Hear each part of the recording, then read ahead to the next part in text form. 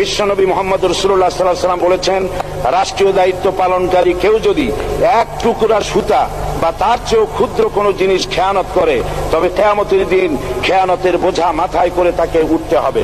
মাননীয় স্পিকার, আল্লাহ রসুল যে সরকার ব্যবস্থা প্রতিষ্ঠা করেছিলেন তা সত্যিকার অর্থে ছিল জনকল্যাণমূলক সরকার।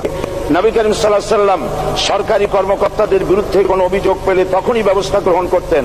আইনের চোখে সবাই সমান। শাসকদের আত্মীয় স্বজন কারো পক্ষে সম্ভব ছিল না জনগণের উপরে জুলুম করা।